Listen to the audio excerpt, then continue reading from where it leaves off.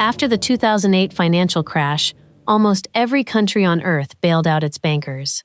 My country did the opposite. We arrested them. By the time the investigations finally wrapped up years later, 36 Icelandic bankers had been sentenced to a combined 96 years in prison. Nobody else in the world did anything close to that. Before I go further, I want to be upfront about something. This channel is not built around fast cuts or flashy editing, and it never will be.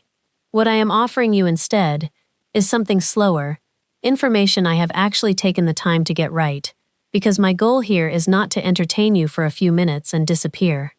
It is to help you understand the values of the country I grew up in, one I am genuinely proud to be from. If that is the kind of channel worth sticking around for, subscribing helps more than you would think, and it takes about 2 seconds. Alright, let's get into it. To understand how strange this outcome actually was, you have to understand how big the collapse was first.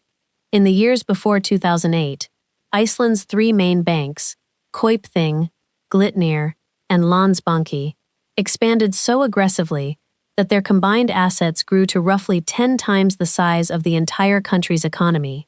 For a small nation of just over 300,000 people, that is not a bank sector. That is basically the whole country's future stacked on a bet.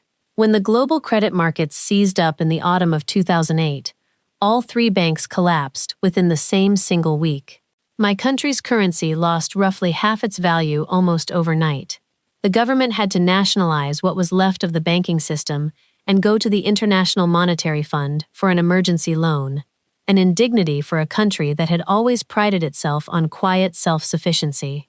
It remains, relative to the size of the economy, one of the most severe banking collapses any country has ever experienced. What happened next is the part almost nobody outside Iceland actually knows. Instead of quietly absorbing the losses and moving on, a special prosecutor's office was created specifically to investigate potential criminal wrongdoing inside the collapsed banks. 21 separate criminal investigations were eventually launched, an enormous undertaking for a country this size, effectively putting an entire industry under formal criminal review at once. The convictions that followed were not symbolic slaps on the wrist either. The former chief executives of all 3 major banks were criminally convicted.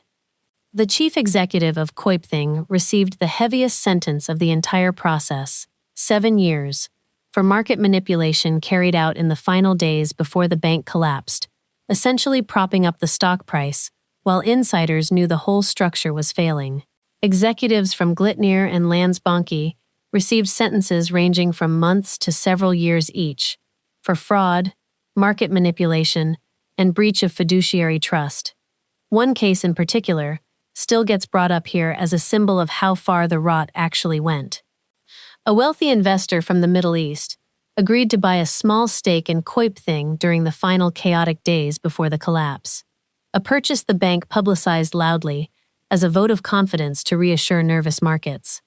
It later came out in court that the money for the purchase had, in effect, been lent to the buyer by the bank itself, meaning Kaupthing had essentially financed its own show of strength, presenting borrowed confidence as real investor faith, right as the entire structure was quietly failing underneath it.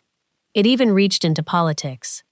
Iceland's prime minister at the time of the collapse was formally charged and tried before a special court, becoming the first head of government anywhere in the world to face criminal prosecution over the global financial crisis. He was ultimately convicted on one narrow charge relating to failing to properly brief the cabinet on the risk, and cleared on the more serious ones, receiving no punishment. It was not a clean, satisfying verdict for anyone.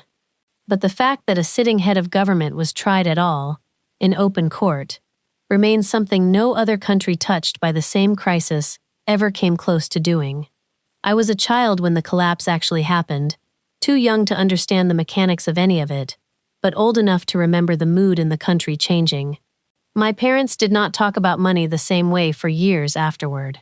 What I understood much later, once I was old enough to actually follow the news coverage of the trials, was how differently this all played out compared to what happened almost everywhere else that got hit by the same crisis. In most of the countries where major banks failed in 2008, the pattern was strikingly similar. Governments injected enormous sums of taxpayer money to prevent collapse. Executives largely kept their jobs, or left with substantial payouts, and meaningful criminal prosecution of the people actually responsible was rare to non-existent. Iceland took a different path almost by necessity, as much as by choice.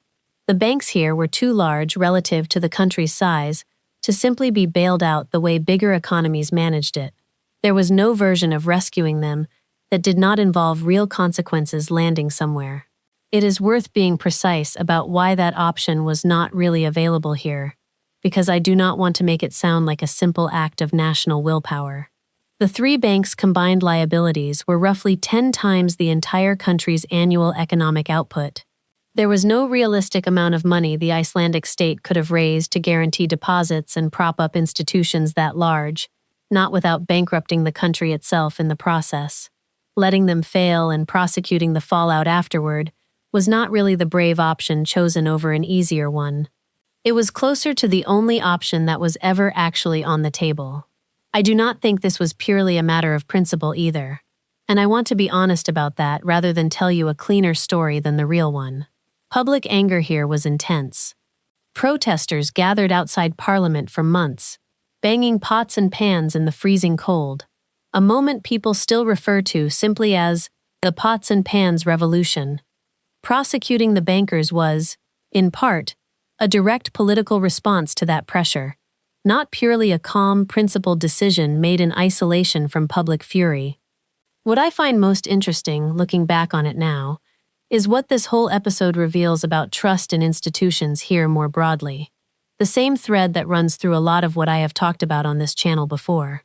When something goes seriously wrong in a country this small, it is very difficult for the people responsible to simply disappear into anonymity or influence their way out of consequences.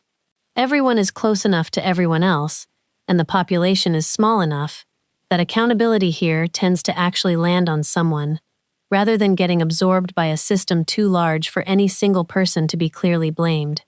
There is a smaller, almost uncomfortable version of that same closeness worth mentioning too.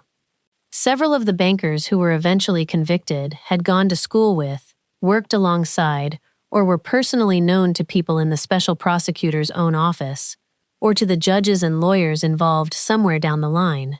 In a country this size, that kind of overlap is close to unavoidable no matter who is involved.